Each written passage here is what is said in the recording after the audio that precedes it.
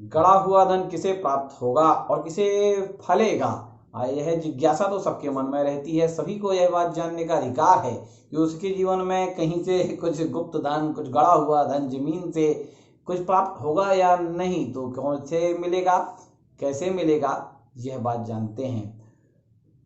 यह तो पहले जान लीजिए कि गड़ा हुआ धन दो प्रकार का होता है, एक शुभ, दूसरा अशुभ। जिन लोगों ने कभी उसे संचित करके जमीन में गड़ाया है, उसे अगर गड़ाने वाले लोग उदार हृदय के रहे होंगे, सात्विक रहे होंगे और परहित की भावना से या किसी जन कल्याण के लिए उसे सुरक्षित किया होगा, तो अवश्य वह धन किसी के निकालने पर कुछ दान पुण्य करके, पूजा पाठ करके, उन जीवों की जो उसके रक्षक हैं उनकी मुक्ति का अगर प्रयास किया जाए तो वह धन फल सकता है। पर जो धन बड़े कंजूस लोगों का है, जो बहुत पापियों का है, जो बहुत अत्याचार से लाके उसे गड़ा कर रखे थे और उस धन के साथ स्वयं गड़ गए हैं, उनका धन अगर कोई खो देगा तो वह क्षति पहुंचाएंगे, नष्ट कर देंगे और किसी जीव की बलि ले लेंगे। ऐसा धन कभी किसी को फलता नहीं है।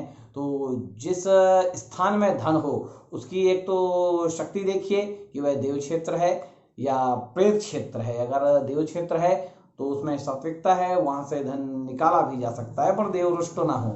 और अगर प्रेत क्षेत्र है, प्रेत अगर नहीं चाहते तो उस धन को न निकालें, आपके लिए यह सुरक्षित रहेगा। गुप्त धन में सबसे जो बड़ी बात है वह मिलता किसे है, उस मिलने में मूल कारण है गुप्त दान।